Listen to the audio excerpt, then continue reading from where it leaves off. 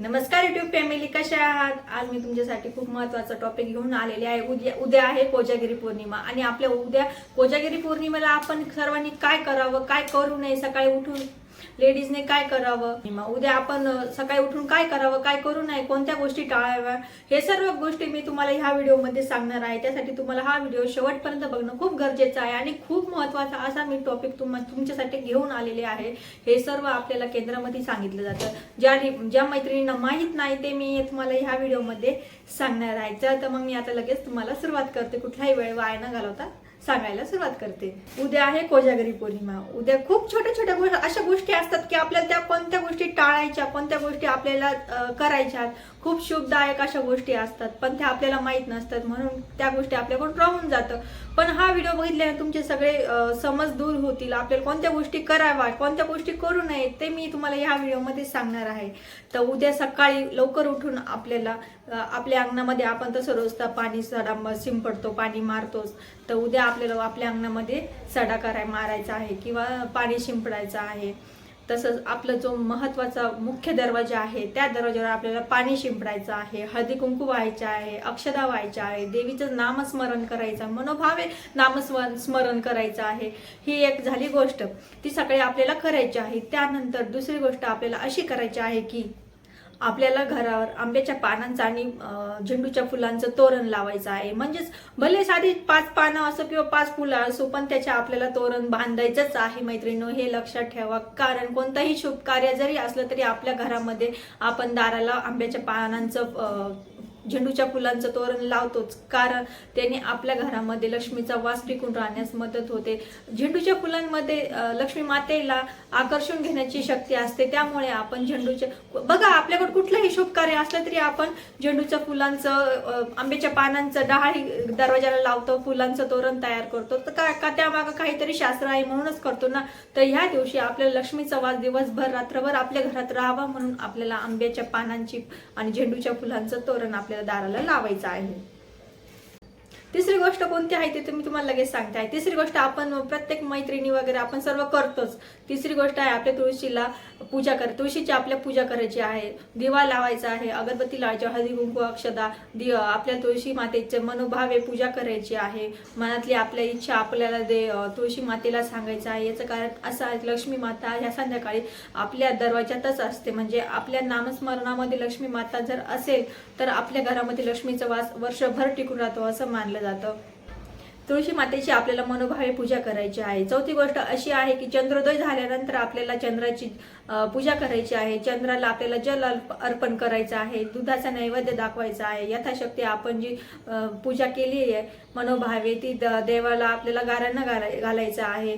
आपला संसार, आपलं काही असो, आपलं आरोग्य, आपले मुलांची शिक्षण असो, काय आपल्या मनात जे असेल ते आपल्याला लक्ष्मी मातेला गाऱ्हाणं मांडायचं आहे। लक्ष्मी माते ह्या दिवशी आपलं गाऱ्हाणं नक्कीच स्वीकारते असं मानलं जातं, त्यामुळे आपल्याला मनोभावे आपली यथाशक्ती आपली जी आपण जो पूजा करतो ती आपल्याला देवीला अर्पण करायची आहे आणि देवीला आपलं आरोग्य, आपला संसार, आपल्या सगळ्या गोष्टी आपल्याला सुखी समाधानी भरभराटी जावं असं आपल्याला पूर्वीच्या काळी कोजागिरी पौर्णिमेनंतर दुसऱ्या दिवशी आंघोळ ही आपल्या नदीच्या काठी किंवा नदीवर जाऊन करीत होते, पण आता ते शक्य नाही। आपण शहरामध्ये राहतो, कोणी कुठे तर कोणी कुठे सर्व्हिससाठी लांब गेलेलं असतं, हे आपल्याकडून शक्य नाही होत। पण किमान आपल्या जो आपण आंघोळ करतो त्या पाण्यामध्ये गंगाजल टाकून आपण जी आंघोळ केली तर त्याने आपलं मन, आपलं शरीर शुद्धी होते असं मानलं जातं। आपले सर्व पापातून आपण आपल्या बॉडीमधली जी निगेटिव्हिटी असते ती सर्व दूर होती। अशी आंघोळ केल्याने याचा फायदा तर आपल्याला होतोच होतो। त्यानंतर आपल्याला ह्या दिवशी पौर्णिमेच्या दिवशी यथाशक्ती जमेल ते आपल्याला दान करायचं आहे। अन्न, वस्त्र काहीही असो, आपल्याला ह्या गोष्टी आपल्याला दान करायच्या आहे, गरजूवंतांना दान करायचे आहे। त्यानंतर आपल्याला गाईला काहीतरी हिरवं चारा असो, काही असो, आपल्या गाईला काहीतरी गाईची सेवा करायची आहे। गाईला आपल्याला खाऊ घालायचा आहे। आपल्याला माहितीच आहे गाईच्या पोटामध्ये 36 कोटी देवांचा वास असतो। आपल्याला ह्या दिवशी गाईची सेवा केल्याने आपल्याला काय फायदा होतो ते तुम्हाला नक्कीच समजेल। खूप खूप फायदा होतो. ह्या दिवशी आपल्याला गायीची पूजा केल्याने आपल्याला गायीची पूजा करायची आहे, मनोभावे तिला काहीतरी खायला द्यायचं आहे. मंदिराबाहेर गाया असतात त्या ठिकाणी चारा वगैरे विकत भेटतो, तो चारा घेऊन आपल्याला गायीला चारा द्यायचा आहे. जिथे घर स्वच्छ तिथे लक्ष्मीचा वास असतो, हे तुम्हा सर्वांना आपणा सर्वांना माहितीच असते. ह्या दिवशी आपल्या लक्ष्मी आपल्या घरात यावी म्हणून आपल्याला घर स्वच्छ ठेवायचं आहे. तसं ह्या दिवशी नाही तर आपल्याला इतर वेळेला रोजच आपण आपलं घर स्वच्छ करतो आणि स्वच्छच ठेवायचं आहे घर, कारण या आपल्या घरात जेवढी स्वच्छता असते तेवढी लक्ष्मीचा वास आपल्या घरामध्ये असतो असं मानलं जातं. त्यामुळे आपल्याला ह्या दिवशी आपलं घर स्वच्छ ठेवणं गरजेचं आहे. पौर्णिमेच्या दिवशी संध्याकाळी आपल्याला झाडू वगैरे अजिबात करायचा नाही, कारण की आपण ज्या वेळेला संध्याकाळी पौर्णिमेच्या दिवशी झाडू करतो तर असं म्हटलं जातं की आपण लक्ष्मी मातेला हे घराच्या बाहेर काढलं जातं. त्यामुळे पौर्णिमेच्या दिवशी आपल्याला झाडू करायचा नाही आहे घरामध्ये. जे लहान मुलं असतात जे कचरा वगैरे करतात अशा वेळेला तो कचरा आपल्याला साईडला करून ठेवायचा आहे. दुसऱ्या दिवशी तो कचरा उचलायचा आहे, पण संध्याकाळी आपल्याला झाडू वगैरे मारायचा नाहीये, हे तुम्ही लक्षात असू द्या. आणि हीच पौर्णिमा नाही तर महिन्याची प्रत्येक पौर्णिमा असो त्या दिवशी आपल्याला कचरा संध्याकाळी झाडू वगैरे करायचा नाहीये, ते आपल्याला बाजूला करून ठेवायचं आहे. ज्या वाईट गोष्टी आहेत त्या कोणत्या गोष्टी आपण करू नये हे मी तुम्हाला आता पुढे सांगत आहे.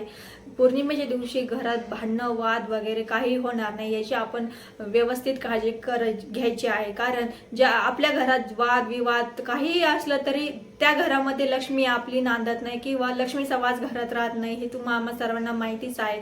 ज्या ठिकाणी सतत भांडणं सतत काही ना काही होत असतं त्यावेळेला घरामध्ये लक्ष्मी वास करत नाही, हे तुम्ही लक्षात असू द्या.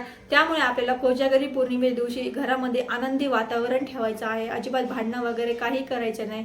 ज्या घरामध्ये लक्ष्मीचा वास नसतो त्या घरामध्ये सतत भांडणं वगैरे सतत येणारी संकट काही ना काही निगेटिव्हिटी घरामध्ये असते, घरामध्ये सुख लाभत नाही असं म्हटलं जातं. तर हे कारण आहे की आपण सतत वगैरे घरामध्ये जर भांडणं करीत राहिलो तर घरामध्ये लक्ष्मीचा वास राहत नाही. त्यामुळे आपल्याला इतर दिवशी असो किंवा पौर्णिमेच्या दिवशी असो आपल्याला घरामध्ये कटकट भांडणं वगैरे अजिबात करायचे नाहीये.